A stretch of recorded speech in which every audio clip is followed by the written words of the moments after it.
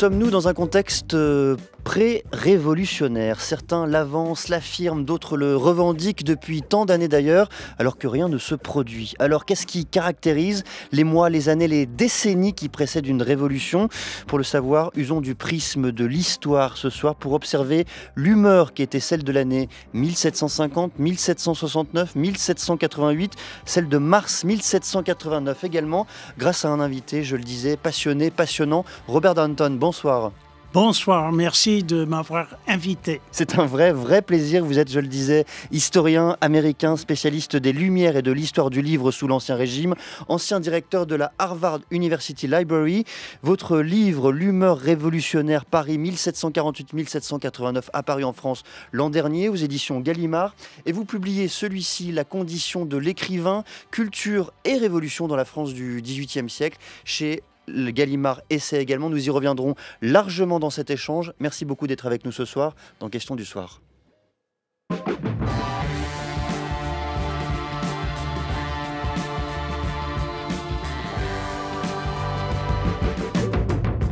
Je crois qu'une nouvelle révolution est possible parce que les Français de 2025 ressemblent de plus en plus à ceux de 1789.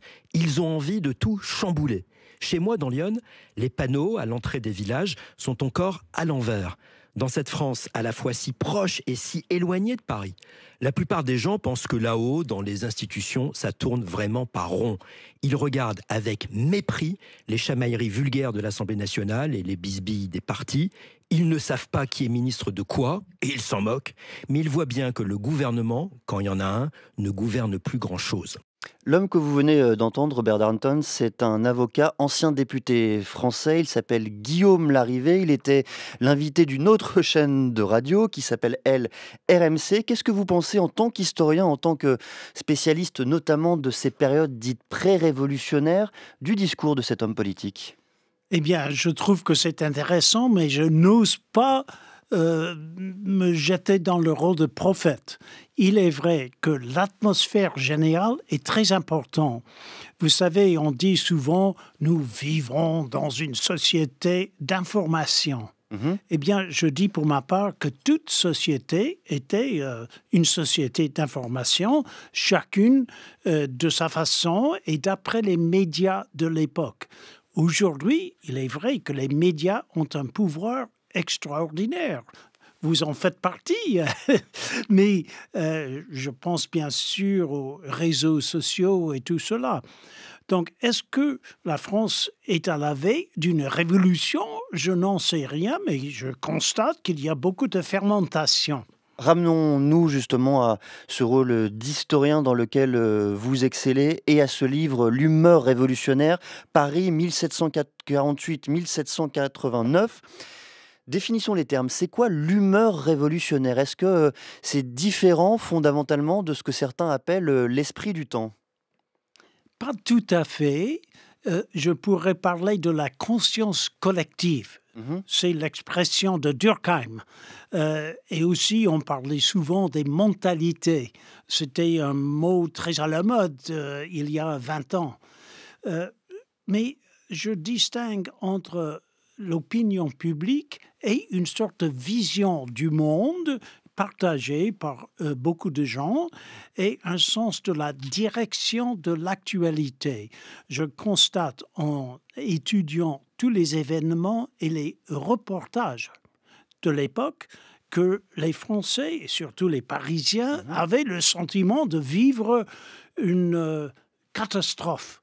Au début, vers 1740, quand je commence, il y avait de bonne humeur, n'est-ce pas? Louis XV était plutôt galant, etc.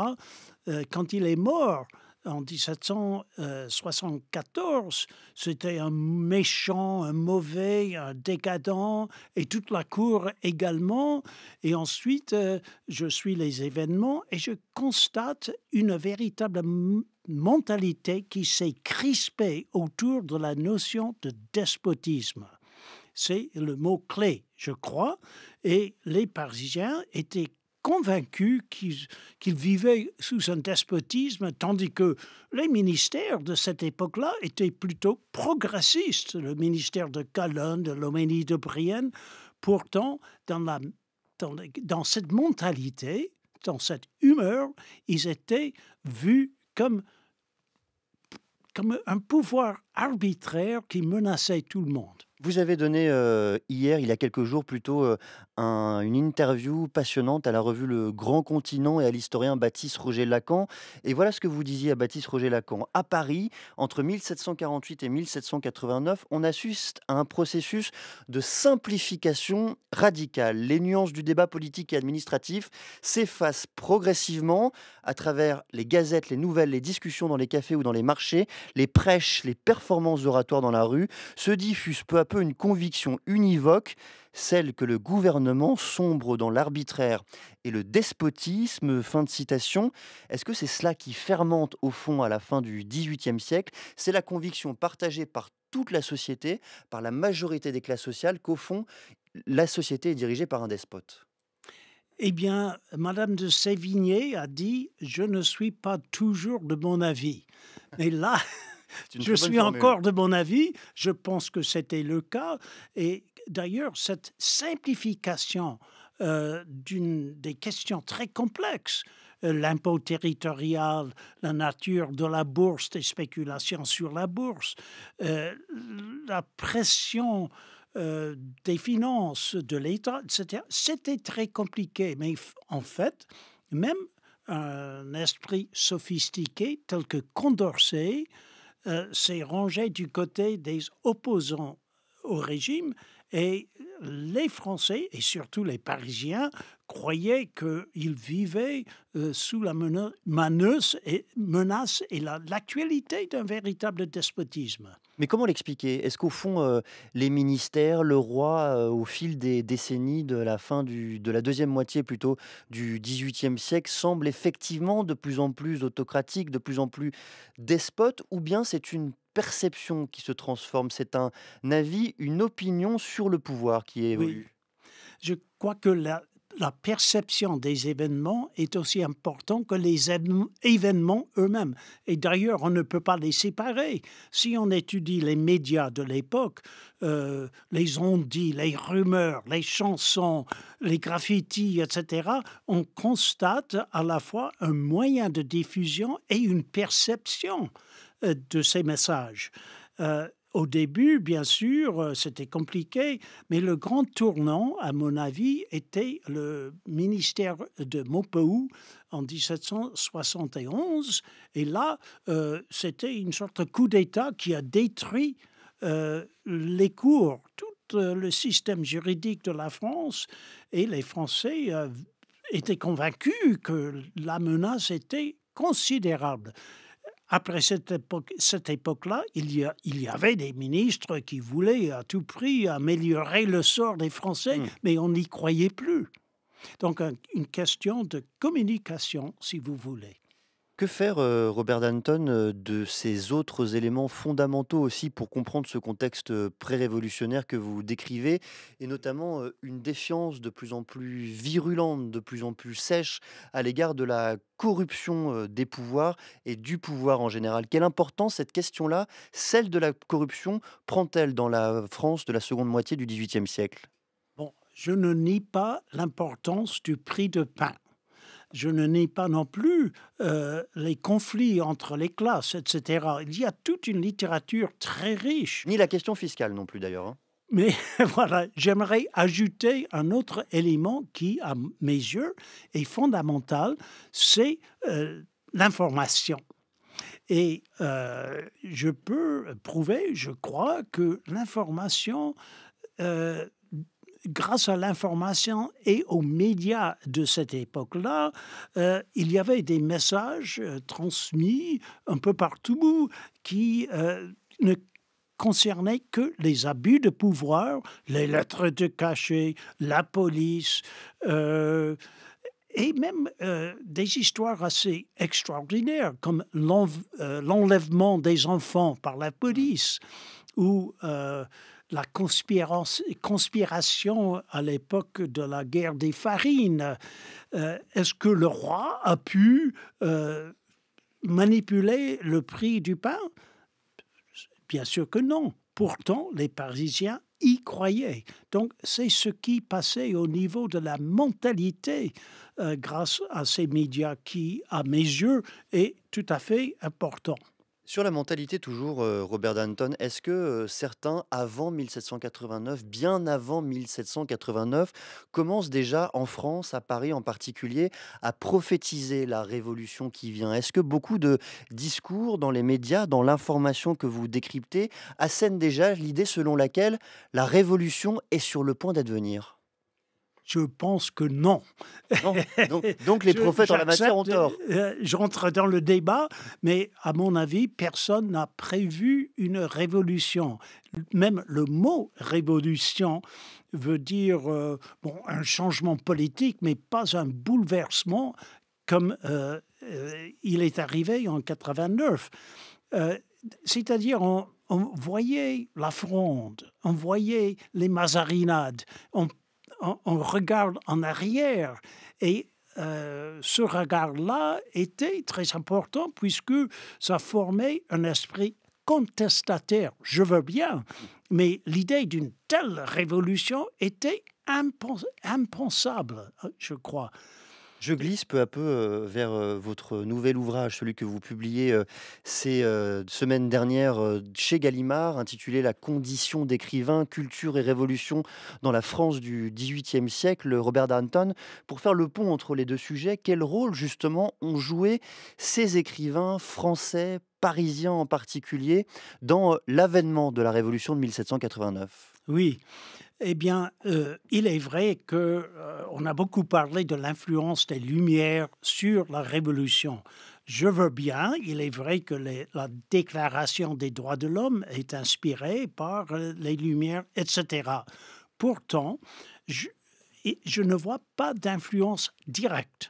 On a étudié toutes les citations de Rousseau et aussi de Montesquieu. C'est curieux, on a autant cité Montesquieu que Rousseau, etc.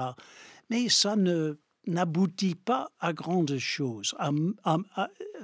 Important, oui, mais à mes yeux, il y avait un autre courant qui est venu des bas-fonds de la littérature. Vous préférez les écrivains des bas-fonds, d'ailleurs, vous, aux grands Oui, auteurs français que l'on apprend en cours encore aujourd'hui à l'école? oui, bon, je les admire, je les apprécie, Mhm. les grands écrivains, bien sûr, mais on avait ignoré tout un secteur de la littérature, tout un monde euh, qu'on appelle des bas-fonds. On parle des Rousseau du ruisseau. Et j'en ai fait un peu ma spécialité, puisque on n'avait pas parlé de cela. Et je constate que beaucoup des Jacobins, des chefs de la Révolution, ont vivaient dans la misère et ont conçu une sorte de haine contre le système et même le système littéraire. Une des cibles était l'Académie française. Marat s'est déchaîné contre l'Académie. Les charlatans modernes, c'est le titre d'un de ses pamphlets. Et il n'était pas le seul. Je parle de Fabre d'Églantine, de Jacques-Pierre Brissot, de Gorzas, de Carat, de Hébert. Hébert, le grand Hébert, n'est-ce pas? Il contrôlait les billets dans les théâtres. Il vivait dans la misère. Et il exprimait, je crois, ses rancunes dans Le Père Duchesne. Vous parlez des Rousseau du ruisseau, c'est difficile à prononcer et bravo pour cela, des écrivains des bas-fonds. Voltaire les appelle, lui, les pauvres diables, hein, ces écrivains Oui. qui gagnent très très mal leur vie et qui sont, selon vous, une véritable force de contestation latente. Vous avez commencé à nous l'expliquer, mais comment cette force de contestation, justement, prend-elle forme peu à peu au fil des décennies? Eh bien, au début, c'était un peu partout, mais il y avait toute une littérature de libelles très répandue. J'ai même dressé des statistiques d'après les best-sellers de l'époque et je constate que, par exemple, hum, la, la vie privée de Louis XV était un best-seller extraordinaire. Aussi, les anecdotes sur Madame la Comtesse du Barry, ce genre de pamphlets, des libelles qui sont à la fois politiques et même obscènes ou très érotiques. Il y avait une demande énorme pour connaître la vie privée du roi, et ce sont des ouvrages écrits par des pauvres diables. L'idée centrale, l'idée force, j'allais dire, de cet ouvrage qui vient de paraître, intitulé La condition d'écrivain, Robert Darnton, c'est peut-être que ces écrivains des bas-fonds, ces écrivains qui ont du mal à gagner leur vie, sont une force cruciale dans la fabrique progressive du monde moderne. Expliquez-nous justement quel rôle ils jouent dans la fabrication concrète, tangible, des institutions de ce monde moderne et contemporain.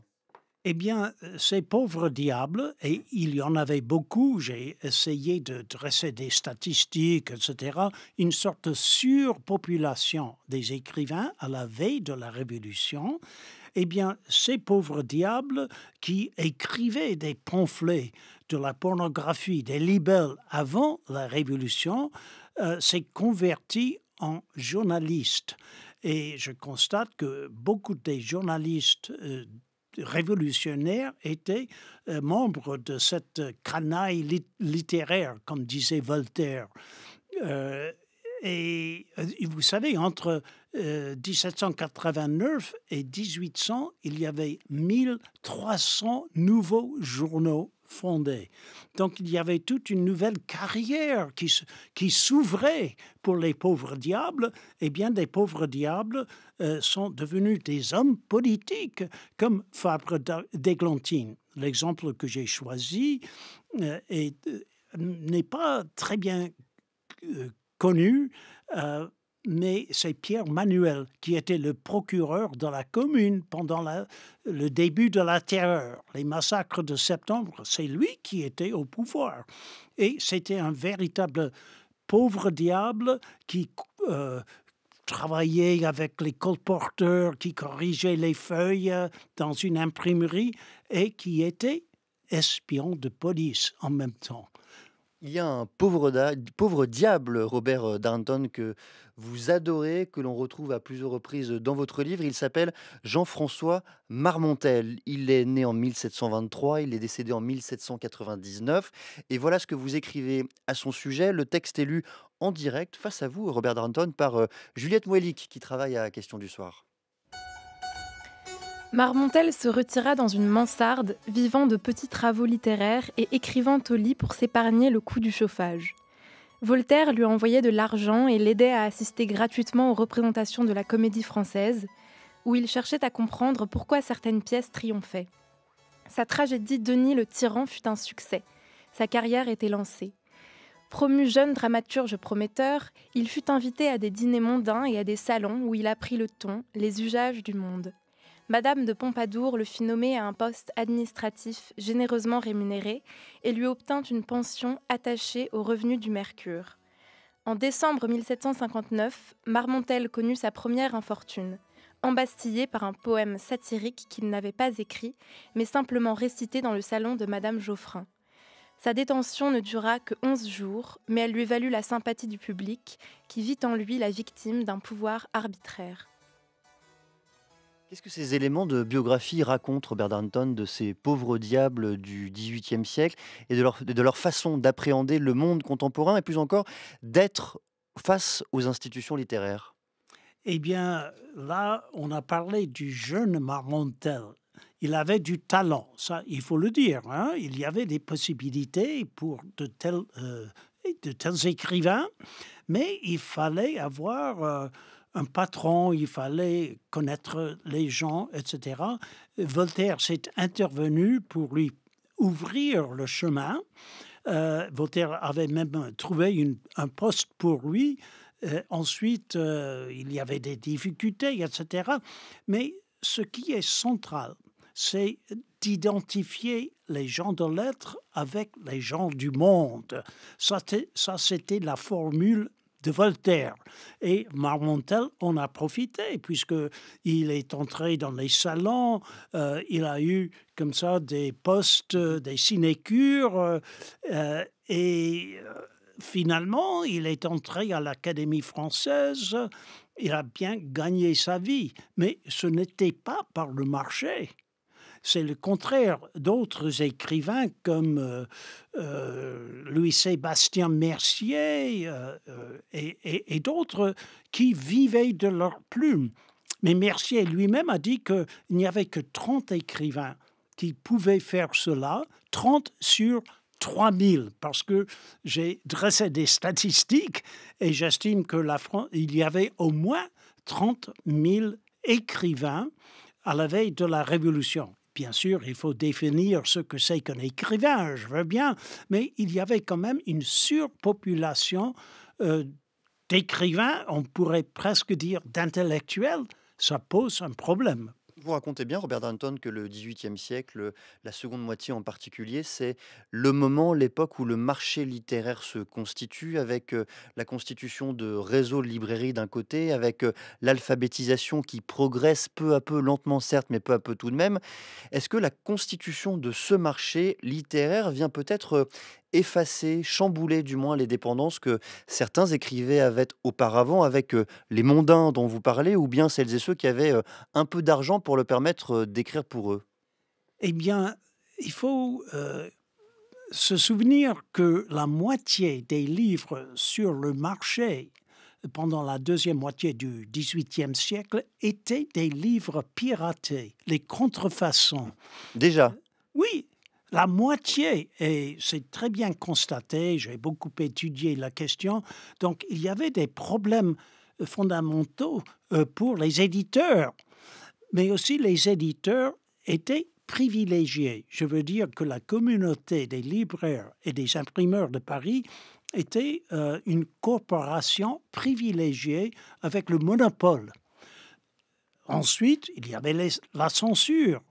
Et encore, il n'y avait pas de droit d'auteur, ça n'existait pas. Donc les conditions étaient fondamentalement différentes à cette époque-là. Il est vrai qu'avec la Révolution, les privilèges ont été abolis, même le privilège de la Comédie Française, les privilèges du monopole de la communauté des libraires et des imprimeurs. Mais ce n'était pas une liberté parfaite parce qu'il fallait quand même gagner de l'argent. Et cela s'est fait grâce au journalisme, à la création de tant de journaux dont je vous ai parlé. Et il fallait patienter jusqu'au 19e siècle et bien loin, où les conditions étaient complètement différentes, avec droit d'auteur, alphabétisation et surtout des presses mécaniques, un papier qui coûtait beaucoup moins cher. Donc les conditions ont été différentes et c'est lors, je dirais, vers 1840-50 qu'un grand public est arrivé et qu'une certaine indépendance économique pour l'écrivain était possible. en quelques mots, Robert Danton, est-ce que ces écrivains du XVIIIe siècle, celles et ceux surtout d'ailleurs qui étaient installés comme ceux qui étaient des bas-fonds, est-ce qu'ils jouissaient tout de même d'un pouvoir symbolique du fait d'être écrivain?